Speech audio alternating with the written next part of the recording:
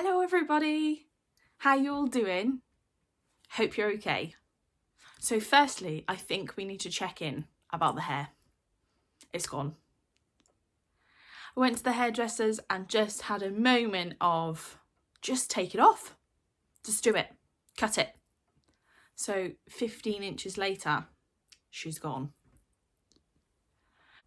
So my next guest, he has been entertaining us on Twitter for the whole of lockdown with his Read That lyric. Amazing, hilarious guy and a fantastic performer. Please take a listen to my interview with Jamie Chapman. Capture this magic. Well, as I was saying, the key thing for a hot day is apparently, and I can't remember who told me this, a hot drink. So if you have a hot drink, not a cold drink, and the other thing is, you probably know this, is run your wrists under the tap, under the cold tap. Because apparently if you do that for a minute on full, that really cools you down. So there you go. I used that once when I was in the MouseTrap. It's such an old building, it's wonderful, but it's so old. And the heating jammed during a heat wave in August, and all backstage, the radiators were on, and I was playing Christopher in that. So I was running around in wool, essentially. And that, you literally come off, run the tap, cool down.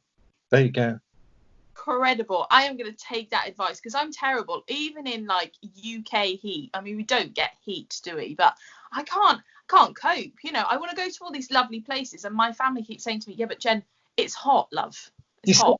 I'd be a splendid expat because I can cope with the heat, but I can't be doing with the cold. I can't manage it. I can spot a draft at 50 paces. I can't relax into it. Whereas what you need to do is you have to say, it's hot, I accept it. Okay, let's give you a mantra. Are you ready, Jen? Say, my name is Jen. My name is Jen. I'm young. I'm young. I'm vibrant. I'm vibrant. I'm hot. I'm hot. But it doesn't matter. But it doesn't matter. Now, there you go, you see. Life lessons with Jamie Chapman. Nailed it. Amazing. Well, I mean, it's muggy here today. It's like really close and muggy, but it is rainy and dull and ugh. Oh, well, here in London town, it's blue, it's clear, it's warm, it's gorgeous. I shall even be going for my constitutional shortly in the park. So there you are. I love it. So my first question for you is, what are your earliest memories of live theatre? Oh, I can tell you this straight away. My mother was really the linchpin, and still is, of the Weymouth Operatic Society. And so my very first show that I ever saw was in September 1979. See, I can remember this, Camelot. And I remember the band were dreadful, but the show was good. And I remember thinking it was castles, and it was amazing. And I loved it. And my mother was in the chorus in that one, wearing a long conical hat. And I thought that was brilliant. And then a few years after that, they did The King and I. And of course, you need a load of children of the royal court who have to process on. You know, they have the bit where there's the king and there's Mrs. Anna, their teacher. And then one by one, the children come out, and it's the March of the Siamese Children. Da da da da da, dum bum ba ba bum ba bum bum ba. And so you have 4 bars to come on, and you bow to the king, you kissed Mrs. Anna's hand, and you went off. Anyway, I got in, so I was roped in as one of the kids. Wasn't too sure about it, really. And then, opening night, this is February 1983. I come on for my 4 bars, da da da da da, dun dun da da. I just thought, oh, like this. And I had a bit of business to do with a sticky sweet where I had to take it out of my mouth slowly and put it behind my back when the king looked at me. And all of a sudden I realized, if I look at him, then look away, then look out front, I'm going to get the most enormous laugh. I'm 7 at the time. And it just occurred to me that I could do this. And I got the laugh. And I can remember this moment where power literally dripping from my fingertips. Because I was rubbish at sport or anything like that. I was very good academically. But I thought, oh, I found something I can sort of do. And I never looked back. After that, that was it. That was it. you were hooked from that moment on. Absolutely. Absolutely. I still have a photo of me as one of the Siamese children. Do you? I'll show you. Yeah. I can brought it up. Hang on. This is me with the said suite at the Weymouth Pavilion Theatre, February 1983. There you go. That's me. Love it. Well, we've got to include the history of it, surely. Well, of course. There you go. That's the moment that blighted many a future production. So you said there about kind of like that was the moment you got hooked, and it was kind of like that comedic role. Would you say that's kind of your favourite genre of? Yeah, I mean, I think so. It's the one that comes most instinctively to me. Although, actually, I was thinking about this the other day. If you're playing comedy or tragedy or anything, your approach is always the same. So you always start off with the character, and you've got to know what makes them tick. That's the first thing. You know, when you read something and you go, oh, yeah, I know that person. I know why they're doing that. And if you've got the why, you'll always get the how. But if you don't get the why, you don't get any detail. Yeah. The key thing, whether it's funny or if it's serious, is detail, I think. Yeah, fab. And what would you say that about comedy, kind of like you said, it comes the most naturally to you, but is it the reaction from everyone else that you enjoy? Yeah, it is. I mean, I always say comedy's kamikaze acting, really, because, you know, if it's clearly supposed to be funny and there are no laughs, then you have publicly failed. But there's something about laughter. It's such a life-affirming sound. You know, whoever it was who said laughter is the best medicine wasn't far off wrong. Yeah. Because it's a gorgeous sound. I remember doing a farce once, and I was on the front row to see how they run. I loved it. I played 10 vicars in 20 years. I know. I'm always playing a vicar. I put it down to my sense of my aura of holy refinement. And I was doing this, and there was this family on the front row, and suddenly this child just was 10 just said to his mother, I can't stop laughing. And that was just wonderful, because it's a lovely, a rolling laugh through an auditorium is lovely. Well, you kind of like you've made you've made something of that for those people. Oh my god. And here's the thing, do you remember when we were doing those videos all about theatre and what theatre meant to you, just trying to get some money from the government during this hideous crisis? And I actually told this one, and I remember I was in rep, right at the start of my career, Seaside Rep, and of course there you're doing the Agatha Christie's, you're doing the farces, and we were doing some farce. I can't remember, I would say it was Oops, Vicar Wears Me Knickers, something like that. I was probably playing a vicar in that. And I remember I was leaving stage door, and you always have new lines to learn for the next play. It was a new play every 2 weeks, that or thereabouts. And all of a sudden I got stopped as I was coming out of the stage door. And a lady said, will you come and meet my mum? I said, yeah, of course I will. And I went over to meet her mum, and she's there in a wheelchair and clearly very, very ill. And she said, I'm dying. And I just wanted to thank you and the rest of the cast, because for 2.5 hours you made me forget about it and I could manage the pain. And you think, I mean, it's the media saying it. It's such an extraordinary moment, because you realise that laughter is not insignificant. Yes. You think, oh, it's light, it's just entertainment. It's hugely important to a lot of people. Hugely important. It's so much more than that, isn't it? Because it for that time it transports you away from anything else. Absolutely. And you know, not just for the people watching it, but for the people on the stage. You don't know, you know, if you've just had a really rubbish day, or if you're dealing with some stuff, it transports you to somewhere totally different. And for that time, you can just, you know, be somewhere else. Absolutely. I mean, think about lockdown. The people who immediately go, oh, what am I going to watch today? You don't really want to watch something tragic. You don't want to watch death and horror. I mean, I can't bear horror films anyway. It's the genre I can't bear. I refuse to be terrified in my leisure time. So for me, give me a rom-com all the time. Pop on Pride and Prejudice. Pop on something like that. Absolutely. Oh yeah, same. I've had so many people, and I've said, like, you know, what kind of films do you like? And they're like, horror. And I'm like, why? Oh no. Do you know, I was once with friends do you remember when The Sixth Sense came out years ago? Well, I found that scary. it was clever, but I thought that was terrifying. And the bit where all of a sudden you'd be having a normal scene, and then suddenly the music would go, "Nah," and there'd Oh, be somebody hanging by a rope. Well, I mean, my friends disowned me. I was a whimpering wreck. I had to leave before the end. I mean, it's because you never knew. All of a sudden, you've got someone with a broken neck. oh, I know. I don't like. Yeah, I don't like being surprised. I don't like. You know. Not in that way. I don't mind a nice surprise, but I don't want that sort of. That's a shock, not a surprise. And what would you say? You talked about lots of your early theatre memories there. What kind of are your career highlights, would you say? Oh, it's so tricky. It's so tricky. I mean, I always say the show that means so much to me that I always come back to it. I'm like a homing pigeon. It's Nativity. I love it. And I love working with Debbie Isaac, who is just a genius. So that was wonderful. And also, I think working with Debbie as well changed my view of me in the industry about what I could do. Because Debbie just opens doors all the time. It could be possible. Yeah, try that. If you want a better exit line, think of one. And all of a sudden you go, whoa. And you're almost beginning to think of yourself as a creative as well as an actor. And that was wonderful. So Nativity will always be up there. Extras, I suppose doing extras with Ricky Gervais and Stephen the Merchant was wonderful. So getting the chance to do that was a wonderful gig, playing Brains in a I was the first person to whom he ever said, "Are you having a laugh?" So I was the first one as Brains in that. So doing that series was lovely. And it was wonderful being in Red Dwarf. I loved that because all of it, I mean, I remember that. I was playing an outrageous character in that.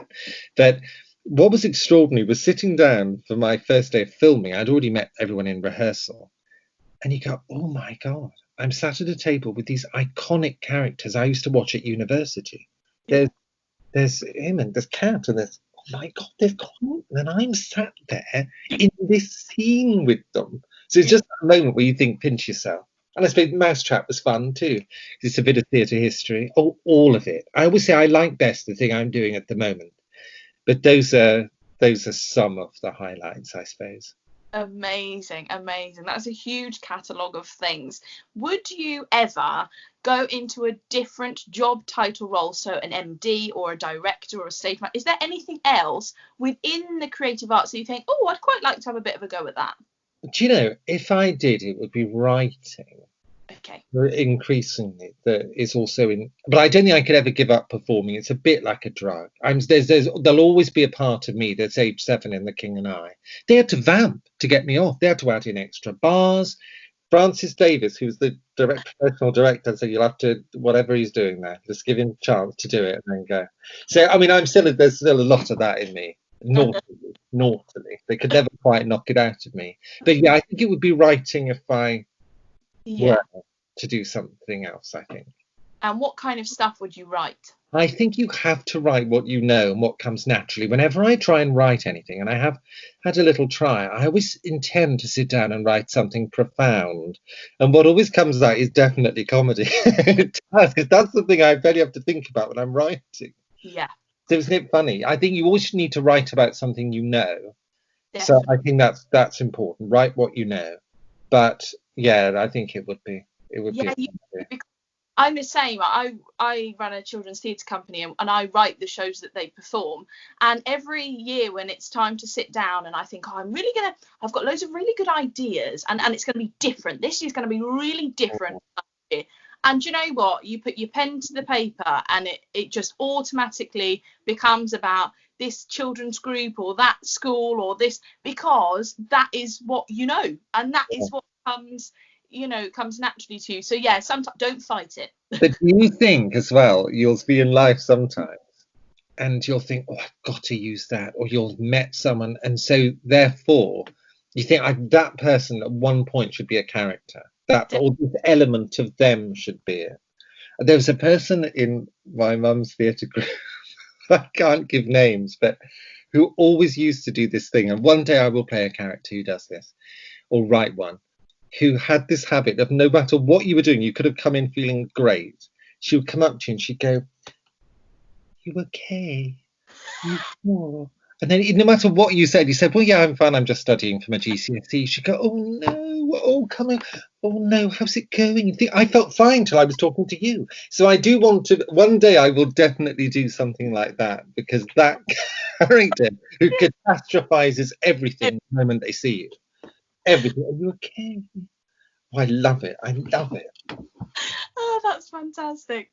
So, is there a book or a film that you'd love to be seen turn into a musical? Oh, that's a good one. Oh, Jamie, I think about these things. You know, I'm very. a book or a film I would love to see turned into. I'll have to get back to you on that. I think there are probably loads and loads and loads. The trouble is, I mean, I love reading. You can probably see my bookshelf's about to top over, but I sort of read history and stuff like that, and I don't mind historical stuff, and I do love period stuff. But occasionally, the really ancient history, I can't imagine. I was reading. No, nothing's coming to mind. Often, it's very good to take plays and make them into films, or plays and make them into musicals, and sometimes films into musicals too. I mean, I love Debbie's Confetti. That would make a good musical. Yeah, it would. So anyway, there you go. There's an answer. I got there in the end. It's difficult though, isn't it? Because you think, how there are loads of possibilities. I'd need to sort of have a think about that. Yeah. I'll get back to you. Yeah. So if you had to put a playlist together for a car journey, what songs would you include? Oh, now that's a good one. Okay. Also a bit like Desert Island Discs, isn't it? Oh gosh. Like, it's not Kirsty Walk anymore, is it? Who is it now? Yeah. You see, I'm old enough to remember Roy Plumley, but there you are. Then it was Sue Lawley.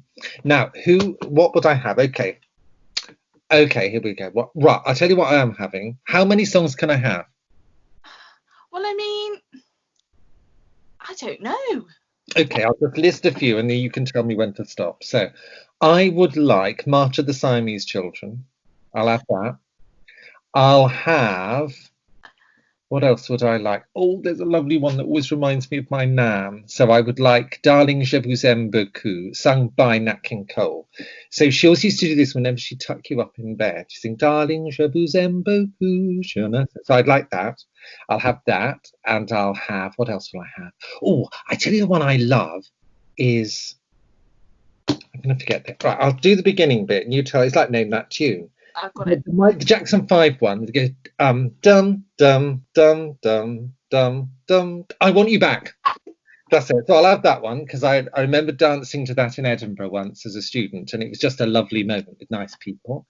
And one more. I'll have the Beatles. Here Comes the Sun. Now, that one was playing when I was told, when I received the call, that was on the radio. When I got the call, I got the part in extras. And now, whenever I get a really nice part, I play that song. Oh, Here Comes the Sun, which reminds you of getting a nice job.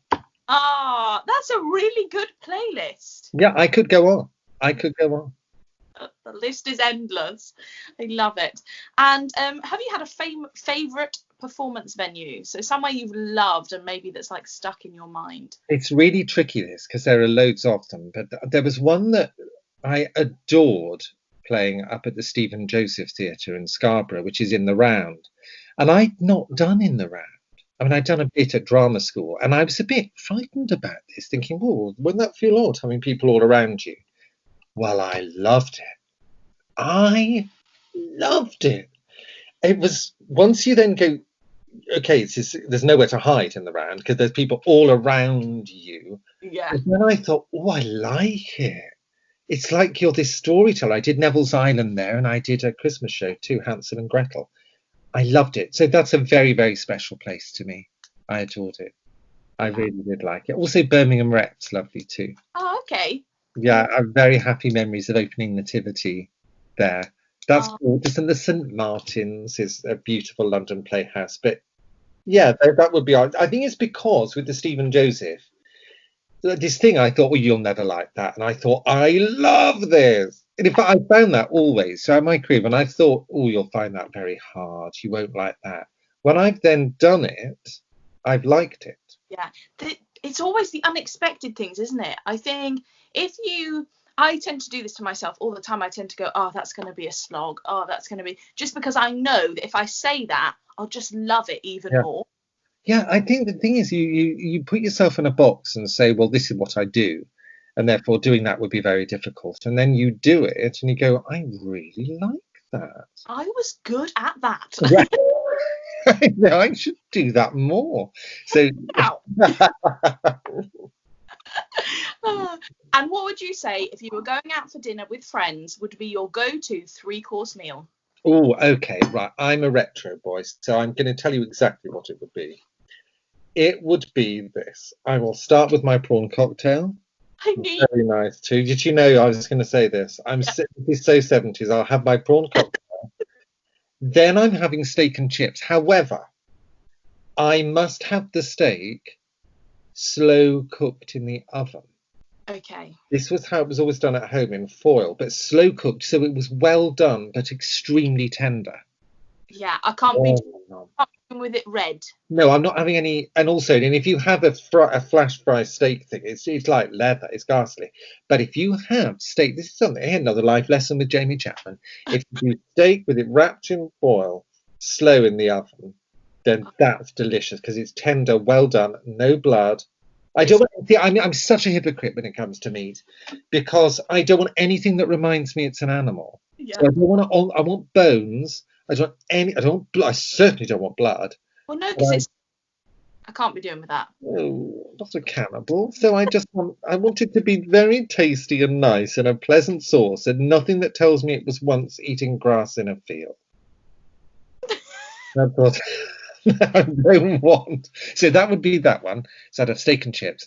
And then, of course, for the finish, I would have to complete that. I'd then have my Black Forest Gatto with pouring cream. But my favourite dessert actually isn't that. It's Eton Mess. Oh, do you like Eton Mess? I love it. Right, now here's why Eton Mess is so good. As far as I'm concerned, it's got the tartness of the fruit. Yeah. It's got the sweetness of the meringue and the richness of the cream. Now, I'm sounding like I'm a foodie, which I'm not. I never cook. I don't. If it weren't for Marks and Spencer's ready meals, I should starve. I mean, I always say Pret a Manger and St. Michael have fed me for years. So, I was exactly the same when I went to uni. I remember like my parents bought me all this lovely like culinary stuff and things and they were very, very particular about it. And I said, oh mum, don't worry about that. Like just get a base Tesco basics. Yeah. I'm not going to use it. And she was like, you say that now, love, but you know, you're in your 20s, you're going to want to cook. I did, Jamie. I did no cooking. Apart from the friends that I made there when we'd have like, you know, friend night and we'd all come together, you know, I'd bring a packet of crisps. Like that would be my contribution. Yeah. Or ice cream or sweets or the film or just somebody to laugh at because I'm very, you know, I'm very happy to like play the Joker. So yeah. My skill was the comedy element. Yeah. Oh God, look, Jen, if you're spending hours and hours preparing things in the kitchen, it's God's way of telling you you've got too much time on your hands. You need to get a hobby or something else. That's God's way of telling you that. Listen to it. I mean, I say to about guests, I'm absolutely with you on that. I'm often asked to dinner parties, and I love a good dinner party, but I always say, now look, you must only invite me on the firm understanding you will never get a return invitation. I would rather sandpaper my backside than host a dinner party. You know, you'd sit there with a pot noodle and some fish fingers, chips and peas, and that would be it. Absolutely. Oh yeah, I came home after 2 years and my mum actually said to me, did you use the baking tray? And still has the cellophane on it. I'm gonna say no. Yeah. Oh, what did you put your stuff in? I was like, yeah, we had an M&S across the street from us. Oh my God, saved my life. Oh God, yeah. Well, I love M&S. Oh, yeah. Oh, I love M&S. They just do everything. Oh, I know. It's just, why can't life be like M&S? Just nicely, neatly packaged, delicious things at your disposal. And even the adverts, I mean... Oh, yeah. I look forward to the M&S Christmas advert every year, do you? Same. My mate Daniel Boyce was on that one. Yeah, I thought, oh, Daniel Boyce and M&S, all in one go. Christmas is made. And you just want to meet the person who does the voice. You have, Yeah. and you just think, was that your calling in life? Oh, lovely. I wish I could speak like that. Yeah. No, I No, I don't think I'll ever get that gig. So if you were a zookeeper, are you an animal lover? Do you like animals? Well, I do love animals, especially my mum's dog. I call him my dog, really, Scrumpy, who's a cockapoo, who's quite stolen my heart. I do like animals. Scrumpy. Oh. The only thing, though, well, I love animals. They're not allowed to lick my face. I'm not keen on that. So, when you see things on YouTube where you have mothers letting dogs lick babies' faces, and you think, oh, no, love, no. Just think of where the tongue's been. Oh, I know. Think what they've been lovingly sniffing moments before. And I do this thing with Scrumpy, though, because Scrumpy would have a lick if he could. And so if you hold his little face like this and you go, mwah, then his little tongue goes, whenever you do the kiss, you go, mwah, and he goes, but that's what we do instead. Oh, yeah, no, I can't. We've got socially distanced canine affection. That's what it always was. No, I'm the same. If you were a zookeeper, then what animal would you look after? Would you go Chris? Well, it's an interesting thing, this. I don't think I would make a good zookeeper because I am fairly squeamish. I remember when my sister I saw my sister changing one of my nephew's nappies once, and I had to have a sit down. I mean, it was absolutely ghastly in terms of it, literally up to your wrists in that. And so I don't think I would be a brilliant zookeeper, but I think if I were to bite the bullet and get the shovel out, then it would have to be an elephant, I think. I like elephants. I think they're so sweet. And also big. Yeah, I think that would be better and dry, I think, is the other thing. Yeah. And the other thing is I do like them. If you've seen those videos of the way the mums look after them, and when the little baby elephant falls in the pond, and they come and get them. Oh, I do like. So I think probably an elephant. Although I don't really see it as a career option. Yeah, maybe it's like we've done these things here where at our local zoo, you do like a keeper for the day. And so we did tigers for my brothers. I've got a younger brother, and we did tigers for his birthday. And yeah.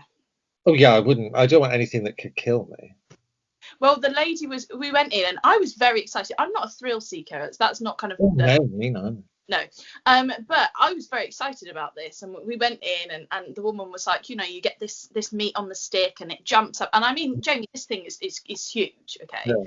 But obviously it's behind the cage, so you feel fairly safe because you think, well, it can't get me, until the bit of meat drops on the floor in front of you, and you go to pick it up, and she goes, oh no, she said, just in case. I said, just in case what? What's going to happen? The cage is going to open and it's going to devour me. And she said, no, it's just like the claws can get. I was like, oh, hellfire, what is happening here? And also, don't turn your back when you go to. So the meat was behind us in a bucket, or you just turn around to get the meat. No, you have to walk backwards. Well, they're wild animals, aren't they? I mean, if you turn your back, that thing's going to pounce on the cage. And I'd rather take Scrumpy for a walk. So actually, no, I'm not Johnny Morris. I will not be a zookeeper. I shall have cuddles with Scrumpy. That's what I'll do. Aww. So what has been keeping you busy during lockdown? I've been seeing your incredible things on Twitter. Well, the thing is, lockdown, when you're on your own and everything, and lots of people are, and it's a really tough time for the industry. And I saw some various people doing all sorts of things, like poetry readings and all sorts. I thought, well, what can I do? And I happened to see one actor do a poetry reading. It was a little bit sort of, I thought, well, what shall you do? And I thought, how about if I read a lyric, like something from Greece or the Venga Boys, and I'll do it in that style. So that's how it started. And I was only going to do it as a one-off. And I thought, well, there you go. That's my tongue-in-cheek thing. Yeah. And it really took off. And I started doing them every night during lockdown while it was on, and way beyond. I mean, I'm now on edition 89. I know that's the next one, which I must do soon because I've had a week off because I just was busy this week. But I've started reading them on local BBC radio, and I know it just took off. So actually, and also I'm fairly lucky because I also do elocution teaching, and I've been able to do that from home too, as well as we did with Debbie. I did one of those, and David O'Reilly's a brilliant writer. We started doing a little short comedy pilot, but in lockdown, socially distanced filming. Oh, wow. Actually, do you know what? Lockdown, in terms of work, has been a breeze. That's been absolutely fun. I had loads to do. That's the thing. I think sometimes when you're given time to, really assess what you can do, you think, actually, I've got a lot here that I want to achieve, and damn it, I'm going to do it. Yeah, and I think the thing is that there's a lot of worry about when theatre can start again, and that is a real, genuine worry. Yes. And absolutely it is. It's frightening for a lot of people, and we do want to get it started again just as soon as we possibly can. But actually, the thing about creative people is that it's like an eruption. It will come out somewhere. People find a way. They go, okay, these videos, we'll do socially distanced filming on our phones. And I love that about the industry. It's one of the reasons why, take heart, the industry will never die. Because creativity will always find a way. It just will. I said in an interview I did a couple of months ago that the Puritans actually closed theatres down for about probably more than a decade in the 1600s. Well, they didn't die. People would still have been telling stories in their front room. And the second that was lifted, it starts to grow again. Yeah. And I think that's it, isn't it? You hit the nail on the head there. It is storytelling. It's what all good performances are. It's what all good writing is. Yeah. And the thing is, everybody loves a good story, whether they can tell it or whether they just like to listen to it. And I think that's the thing. We've had all this time now, and all these different creative bubbles have popped up, and you kind of think, oh, that's going to be amazing, and people have written plays during this time. Can you imagine the plays that will be written about lockdown? I know. Can you imagine going through that and some virus? I mean, it's ghastly. It's like I always say this virus, because I'm a terrible hypochondriac. I mean, I've always been hit. I mean, I'm aware of this myself. I regularly die. There's so much of my blood sat in test tubes in various clinics in London. I'm always demanding to be scanned. In fact, I was talking about reading a book, Elizabeth Longford's Victoria, all about Queen Victoria, and apparently she was appalling if people were ill. She used to run from room to room shouting, "This is death, death!" And I thought, who does she remind me of? And I thought, me. She reminds me of me. It's what I'm like. Every blemish is something absolutely horrendous. So this has been a nightmare for me because I'm normally anti-bac. I literally gargle with anti-bac. So it's like a heat-seeking missile aimed at my OCD. Oh, but anyway, if we can get through this, we can get through anything. Absolutely. Definitely. My last question for you is, what do you plan on doing once we're out of this lockdown and everything? What are you planning on doing? To do a TV show or a stage show just as soon as I possibly can. That's what. As soon as I can. I tell you what, I will never, ever take the beginner's call for granted again. Yeah. Mr. Chapman, to the stage, please, will never sound as sweet as that first one once this is over. And we need to keep our fingers crossed with vaccines and therapeutics that we can get back, and know that we will get back. We just will. But yes, wouldn't it be wonderful? But yeah, that's the first thing I want to do. And also go down the pub properly without worrying. Yeah, definitely. Amazing. You've been such a great guest. Thank you so much. Oh, it's been a pleasure. How lovely talking to you in your fabulous top on this. Hopefully it won't be so muggy later on. You'll get some of our sunshine. Yes, I hope so. Yeah, I mean, it's August. Come on. Come on. Yeah, such a pleasure, Jen. How lovely to speak to you. Yeah, you too. We'll keep in touch. Lovely. You take care. Bye. Bye. Thank you so much, Jamie. It was so great to chat to you. Make sure you guys stay tuned. It might be September, but I've still got lots more guests to come. Take care of yourselves, everybody. Thanks for watching. Bye.